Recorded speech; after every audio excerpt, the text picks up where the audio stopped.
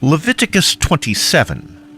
The Lord said to Moses, "Speak to the Israelites and say to them, if anyone makes a special vow to dedicate persons to the Lord by giving equivalent values, set the value of a male between the ages of 20 and 60 at 50 shekels of silver, according to the sanctuary shekel. And if it is a female, set her value at 30 shekels. If it is a person between the ages of 5 and 20, set the value of a male at 20 shekels, and of a female at 10 shekels. If it is a person between 1 month and 5 years, set the value of a male at 5 shekels of silver, and that of a female at 3 shekels of silver. If it is a person 60 years or more, set the value of a male at 15 shekels, and a female at 10 shekels. If anyone making the vow is too poor to pay the specified amount, he is to present the person to the priest, who will set the value for him according to what the man making the vow can afford. If what he vowed is an animal that is acceptable as an offering to the Lord, such an animal given to the Lord becomes holy. He must not exchange it or substitute a good one for a bad one, or a bad one for a good one. If he should substitute one animal for another, both it and the substitute become holy. If what he vowed is ceremonially unclean, one that is not acceptable as an offering to the Lord, the animal must be presented to the priest, who will judge its quality as good or bad. Whatever value the priest sets on it, that's what it will be. If the owner wishes to redeem the animal, he must add a fifth to its value. If a man dedicates his house as something holy to the Lord, the priest will judge its quality as good or bad. Whatever value the priest then sets, so it will remain. If the man who dedicates his house redeems it, he must add a fifth to its value, and the house will become his again.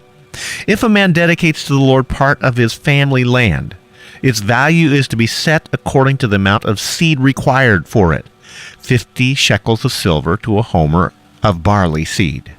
If he dedicates his field during the year of Jubilee, the value that has been set remains.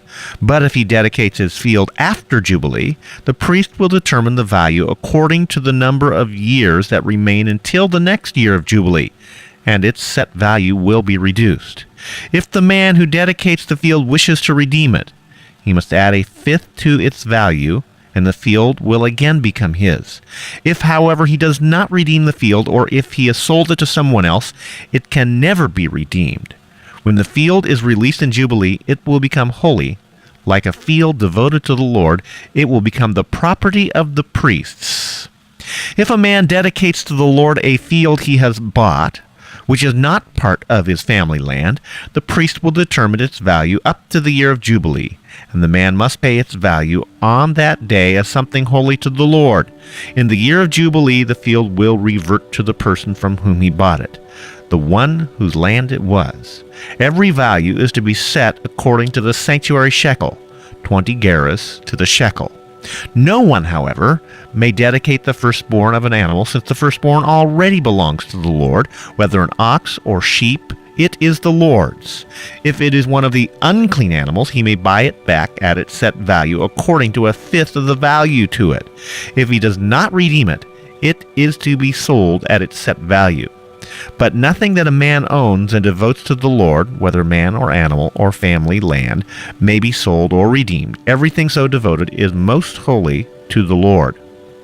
No person devoted to destruction may be ransomed. He must be put to death.